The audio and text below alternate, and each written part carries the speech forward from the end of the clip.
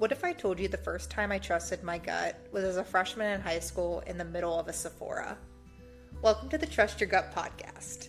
You know, we live in a world that runs on mostly logic and reason, but I'm here to provide you a roadmap to life using the most ancient and arguably underrated form of wisdom, your gut. This podcast explores all you need to know on how to harness your own intuition through life's highs and inevitable lows. From relationships to parenting, to wealth management and career shifts, I'll walk alongside you to better understand how to lean into your own intuition for guidance and support. My name is Dr. Elena Puff, school psychologist turned intuitive coach, and I'll be guiding you through this adventure as I share my personal and professional experiences on how I learned to tap into my own intuition and how this changed my life forever.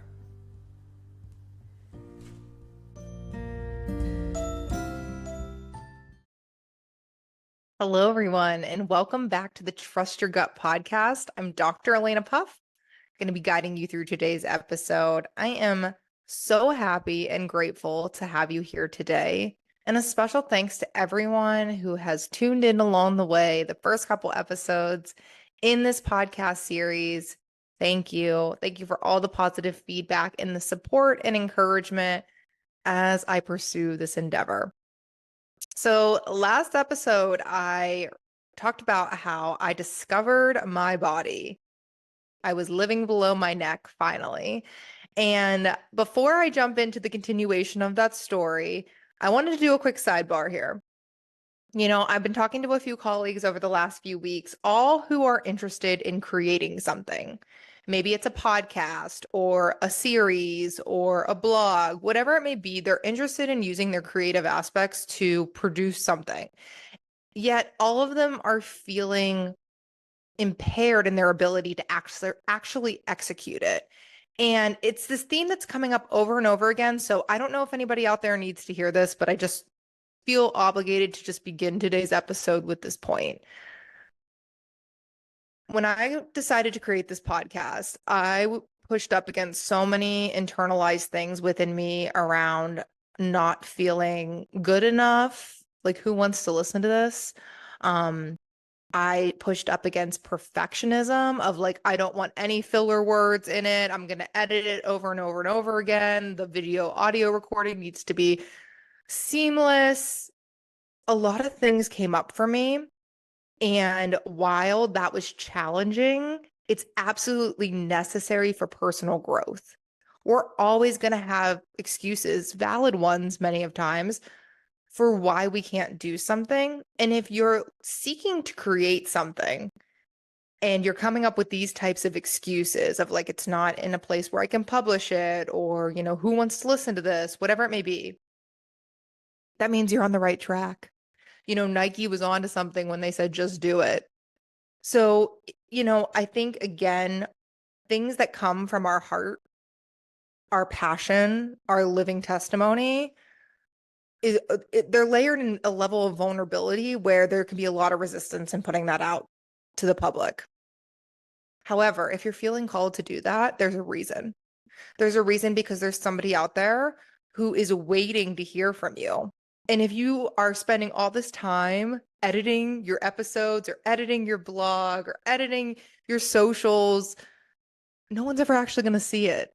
So whatever it might be, you know, my challenge for you is to just hit play, hit publish, let it be messy, let it be disorganized, let it not be perfect, and feel into that, because I think that's a great opportunity for personal growth. I know with this podcast, you know, one of the things, I don't have a fancy recording studio. I don't have a beautiful script laid out. I just hit play and we see what happens. So for people who are feeling creative, you know, creativity is the basis of intuition. It's the primer. It's how a lot of people find their intuitive knowing, is because they define themselves as being highly creative. So again, if there's something in your life where you're like, I really want to do this, but I'm not sure how, or I have a lot of resistance, really feeling into that and giving yourself permission to just do it. So anyway, I digress. I just really felt strongly about sharing that with you all today. And just being that voice to give you permission to just do it, even if it's scary, even if it doesn't feel perfect, you can still do it.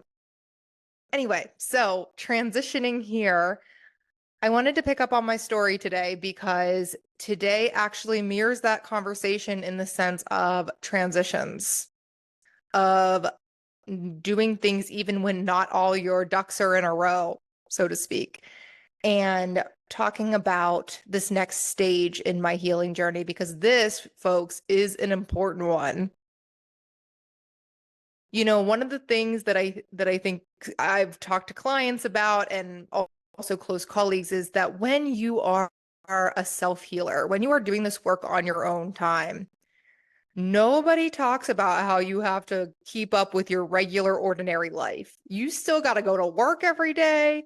You still got a house to clean. You still got relationships to maintain. And the duality of that can be incredibly challenging. You're like, I'm unpacking my psyche from when I was 6, but also like cleaning the dishes, all within the span of 30 minutes.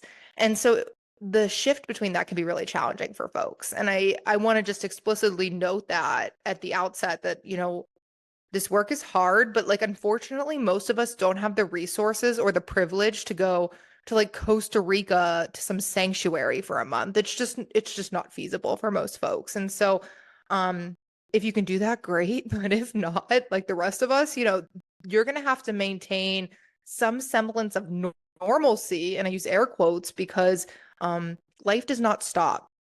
And so that's where I pick up today is, you know, I had this revelation that I shared about in my last episode around discovering my body. And I hope that, you know, the invitation that I provided you in last week's episode around feeling into your body, I hope you took it. One of the things that came up from one of the listeners was, you know, well, what does that actually look like? And I thought that was such a great question. It doesn't need to be this big ceremonious thing where you're like sitting down and lighting candles and saying, I'm going to feel my body. It can be while you're making your coffee in the morning. It can be when you first get in your car to drive somewhere. Don't do it while you're driving. Safety hazard, right? Um, it can be before you go to bed at night. It can be a minute or two. It doesn't need to be this whole elaborate 30-minute thing because we all got things going on. We're busy people. And so I really want to encourage you to not overcomplicate or over intellectualize what this means. I mean, simply scanning your body from the top of your head to the tips of your toes, just feeling any sources of stress or tension is how you start to build that awareness. And so if you are using, you know, going back to excuses as, well, I don't have time to do this. You don't need a lot of time to do it. It's something that can be done in short little clips of moments throughout your day that can have such a powerful, lasting impact on you. So, all this to say, as I'm having these big revelations and I'm discovering somatic healing in the depths of that, you know, I'm really tapping into that inner child work. And as a therapist, I did a lot of work with my clients around inner child healing. And if you're not familiar, inner child healing is really the basis of many theoretical approaches in psychotherapy.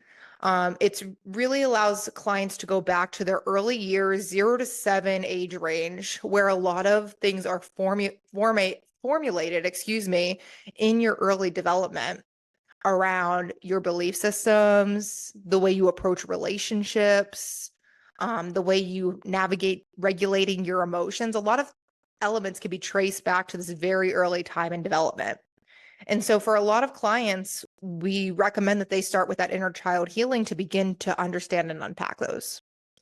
As I mentioned in a previous episode, I don't have a lot of memories from my childhood. So it was very difficult to piece that together, but I used what I had available to me, whether it was by way of videos, photographs, conversations with family members to begin to better understand what my life was like in those early years and how that may have influenced me later in life and even in the present day. all that while I was going to work. So I say that because this is really big stuff. This is really powerful work. And I used to tell my clients all the time, like, when you transition out of the threshold of my office, you go back to everything that was there before. And the duality of that can be really challenging for a lot of people, and rightfully so. So anyway, at this point in my journey, I had graduated, I had finished my doctoral internship, and I was ready to roll. Um, for many psychologists, licensure is the ultimate goal, and it was mine as well.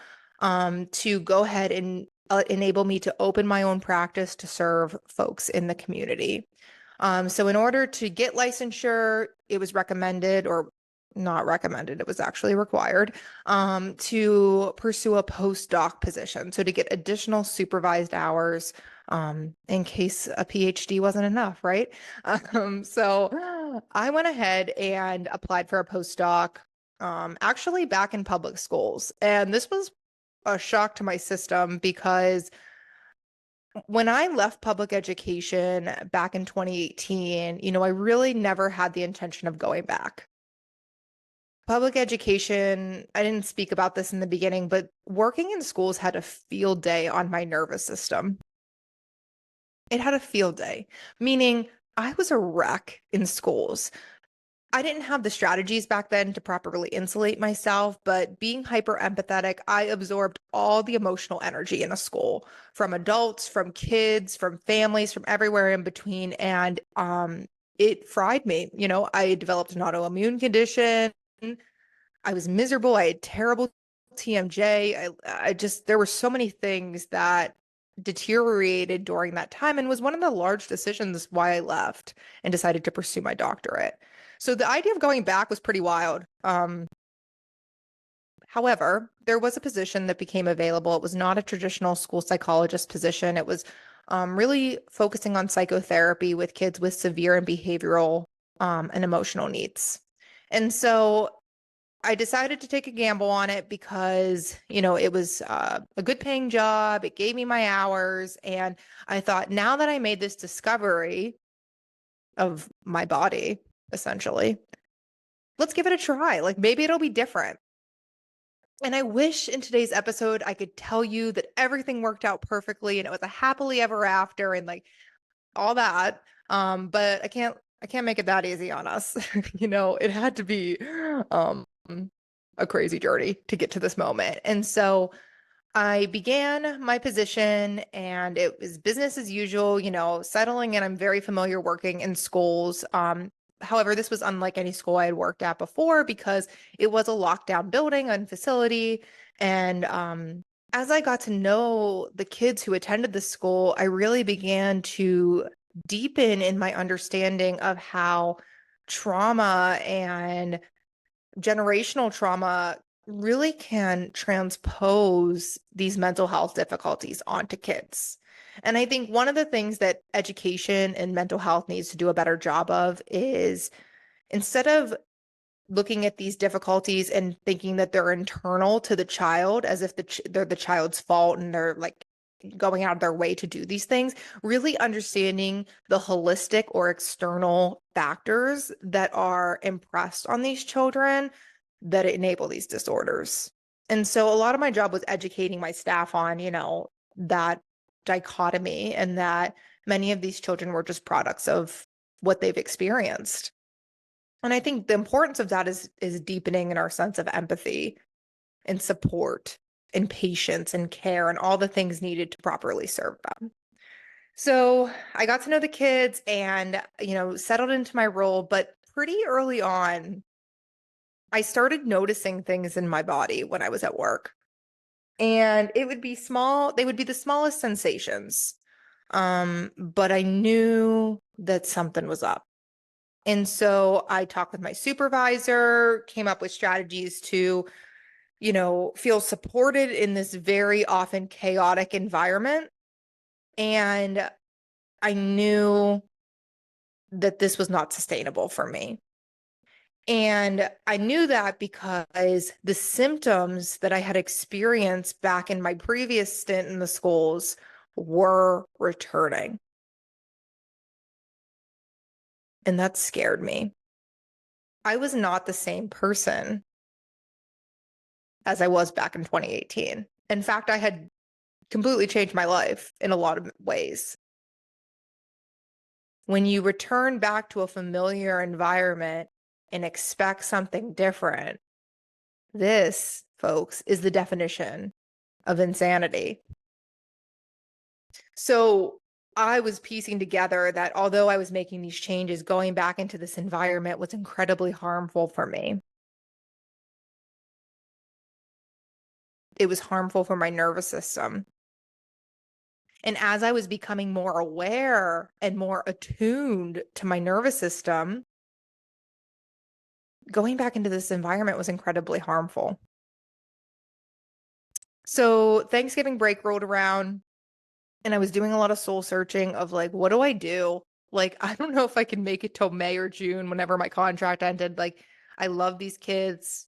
I love the work that I'm doing, but like, I'm in crisis.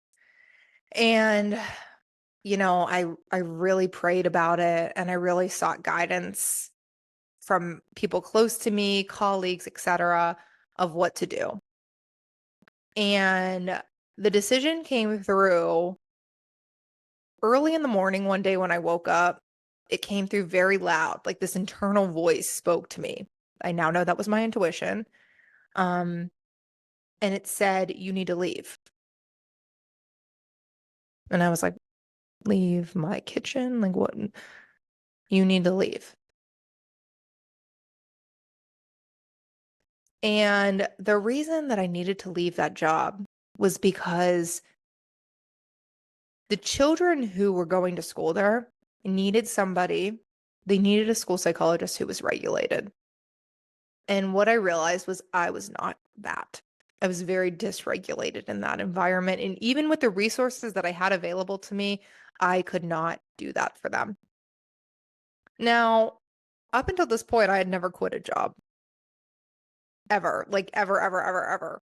And, I was raised in a family with the belief system that you don't quit at things that you sign up for. If you have an obligation, you are expected to maintain that.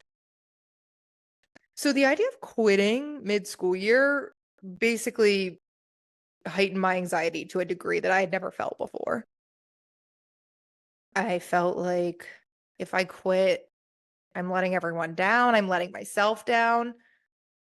I don't have another job lined up. Who's going to hire me? All these anxious thoughts started pouring over me during the 2-week winter break. I was freaking out. I was like, I should just go back and try to suck it up, and like I've always done. And so over that 2-week break, I made the decision that I wasn't going to be returning. And as scary as it was, I call this my full send moment because this was me as an adult honoring my intuition. That voice that came to me early in the morning in my kitchen saying you need to leave, I was finally listening to it. So I wrote my notice, and the day before the students returned, I went in and I cleaned out my office. I was so scared having to face those people because it wasn't so much what my staff, said to me or thought of me. It was what I thought of myself. I was so petrified at what was coming next. If I was leaving behind a good paying job with benefits, all these things, all these creatures of comfort that I really clung to, and saying, screw it. I'd rather be poor with no health care and feel regulated than come back into this chaos where I feel like I can't enact any change. It was a full send. It, to this day, is the scariest thing I've ever done. A jump into the unknown. In my mind, I would visualize like stepping off a cliff into the ocean. This bottomless abyss, no idea what's down there. But in my heart, in my whole body, every cell was screaming at me to do this. So I packed my car and I drove away. And I cried and I cried and I cried and I cried. I cried tears of joy and happiness because I knew this was big. I knew this was finally taking a step for me for once. But I also cried because I was so scared. I was so scared. And so this begins the journey. This was the beginning. This was January of 2023. So a little over a year ago. And this is really the next year, January to January, my life expanded in a way that I could have never predicted. I mean, I tell people that I've lived 5 to 10 years in one. The business of collapsing timelines that are set up, by societal expectations and norms, and choosing, you have the agency to collapse them, to make time go quicker, to allow decisions to flow more seamlessly than you. I could have stayed at that job for another 2, 3 years before I had the courage to leave. But by collapsing that timeline and saying, I'm going right now. Now, I know there's some people out there that are like, how could you quit your job? And, you left the kids behind and all the things. And I want to address that because all those thoughts I definitely had to work through. And I'm not telling you all to go out and quit your jobs tomorrow. Maybe for some of you, you need to. But most importantly, what comes from this story is whatever is coming up for you, you got to honor it. If that's going to quit your job later today, then that's what it is. If it's seeking support and resources to insulate you at your job, that's what it is. Your timeline doesn't necessarily have to match mine, and it shouldn't. But it's important that whatever is coming up, you don't dismiss it or invalidate it. You honor it. So as I made this transition of being unemployed, I was like, oh my God, I have a doctorate and I'm going to go work at Starbucks. I did not go work at Starbucks, but I actually got with a colleague who had a private practice up in Scottsdale, and she would graciously offered me a position to come on and work under her license. So, I mean, that opened up within a few weeks of making the decision to leave. So here begins the story or the narrative of allowing things to flow in.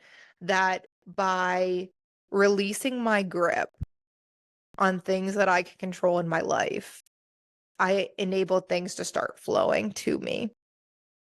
And what a paradigm shift. I mean, up until that point, everything I did, I white knuckled it. I need to be in control of everything. But this decision to leave my job was something where it was a true act of surrendering to the unknown. I had no idea what was on the other side.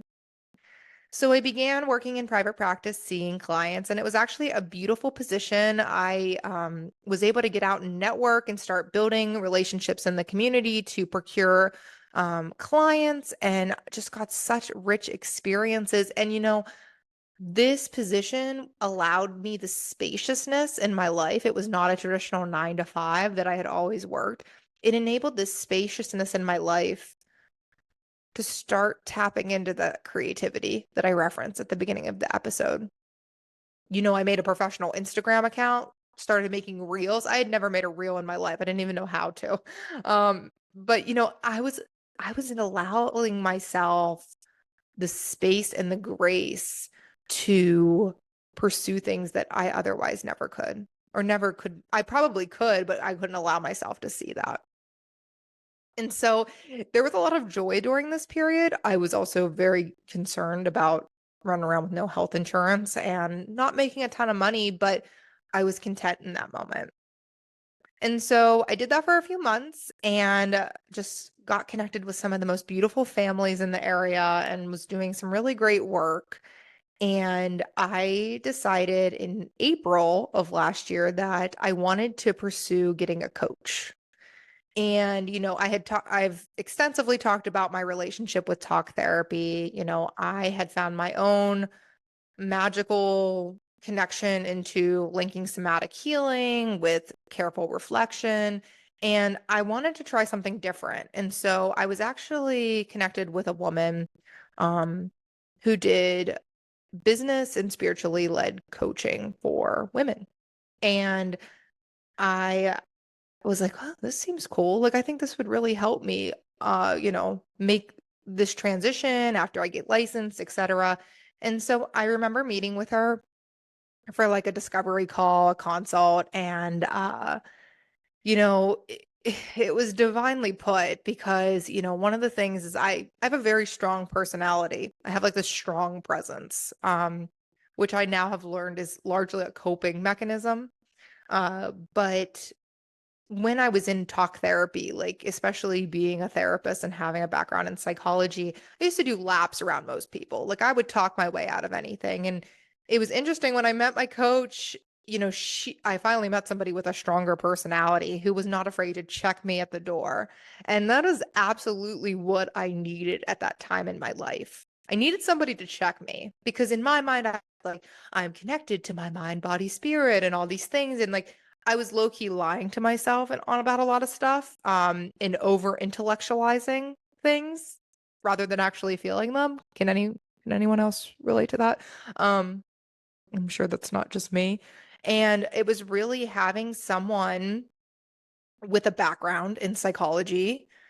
She was a psychologist, but also the business savvy aspect to check me. And I got checked. So I put up a lot of resistance around working with her because of the pricing, honestly. I did not. I had $5,000 in my bank account at the time. Freshly graduated, like just trying to make ends meet at this point. And, she is expensive. And I'll never forget the line that she said to me when we were talking about whether or not I was going to make the investment in the year-long coaching package, which more than 3 times exceeded the amount of money in my bank account. She said, "You invested all this time, energy, and money into all those diplomas that you have. When was the last time you invested in yourself?" And that line got me. That line got me. It was true. I had spent all these years of my adult life committed to higher education, committed to getting a doctorate. But that wasn't actually for me. I mean, go back to episode 1 where I talk about like none of that was actually for me. And so I was like, damn, yeah. And so without having the money available, having no clear path of how I was going to pay this woman, I wasn't even sure if I was going to make my rent the next month. I said yes. Now, at this point, you might be thinking, wow, this chick has gone off the deep end. Like she's out here wilding. Like, and I felt that way. I felt legitimately crazy. But when I decided to say yes to working with my coach, I had another intuitive ping, another moment in time where I had a thought, a message come through that wasn't from my head, but was from my body saying, you can't pass this opportunity up. And so I had at least the workings of I did that once before in January and I jumped off the cliff and I landed. Someone caught me. So why not do it again? So why not do it again? And so I said yes. And everyone around me who was close to me was like, what the heck are you actually doing? Like my parents at that point, who I was talking to again, thought I legitimately lost my mind. But I knew that this investment in myself was absolutely necessary, that I could not do this alone. And then that was another important marker in my journey is that I cannot do this alone. I had done everything in my life up until that point alone. And part of surrendering is saying, I can't do this independent of everything and everyone around me. I need people. I need community. I need God, source, the universe, whatever it is. This cannot be done alone. I cannot walk this path by myself. So I welcomed it in. And I look back on that decision, which will be coming up on a year here shortly of working with her, as one of the best and most powerful and potent decisions I ever made. For all the reasons that I stated, because I would not be here today in the position that I'm currently in without the support, guidance, and mentorship of community. That lone wolf mentality that I had maintained up until that point was not going to serve me. And so I said yes. So then, as I was working with her, I was continuing in private practice, doing my dream job, truly, or what I perceived to be my dream job. And I really shifted gears into starting to study for my licensure exam. And the licensure exam was really the apex of my entire educational and professional career. Like getting licensed was the last stop in that journey. And it was something that all psychologists, it's a necessary hurdle. So I had been reading online. You needed about 3 months of studying, give or take, about 20 hours a week. I was willing to dedicate. So on top of working, 40 hours a week, I now was adding on this studying piece. And it was honestly odd to like get back into that student mindset, but a necessary evil.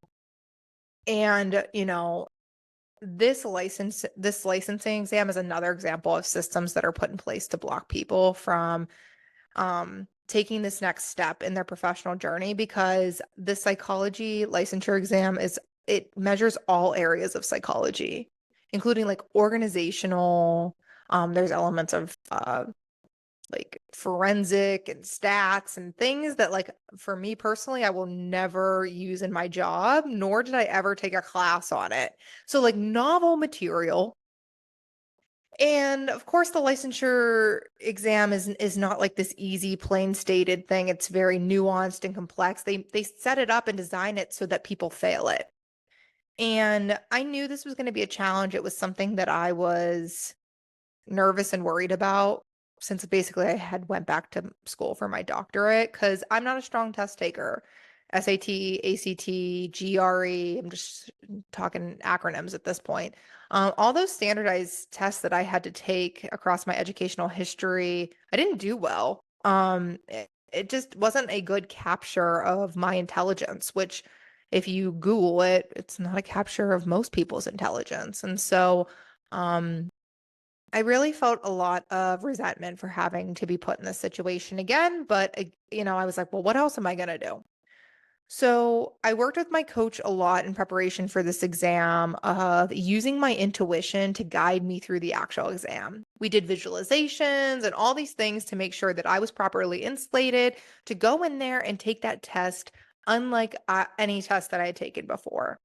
And I was a good student. I got A's. So I knew how to study and I was disciplined, and I said no to so many things over those 3 months. I woke up every Saturday and Sunday and studied. Like I knew the recipe for that. So that wasn't anything new, although I was resentful for having to do it. And I went to take my test in July.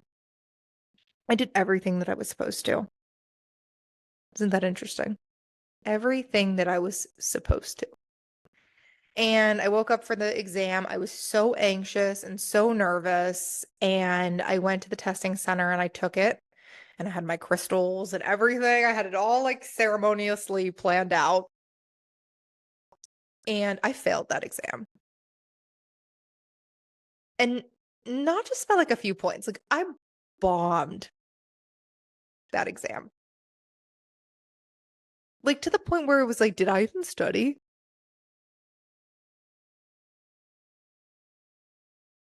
I was hysterical. Like I really didn't know what to do with myself. Even remembering it in this moment is hard. I don't think at that point in my life I'd ever blatantly failed at something before in the way in which I did that test. I remember when the printout came And the lady handed it to me with the cut score on it, and I just stared at it, checking my name. If this was somebody else's paper, I was in complete and utter disbelief. I didn't fail at things. I was more than capable of accomplishing my goals. And this is such an important moment in my story because this was a decision point, and this was another opportunity to allow my intuition to come in and speak. I went home and I remember outside of going to work, I laid in bed for 2 weeks. And I had beautiful friends and family check in on me and bring me food. I felt like I had lost somebody. Like I experienced such deep grief. And I know a lot of other psychologists who go through similar experiences when they fail this exam. This exam is discriminatory in nature for a lot of underrepresented groups.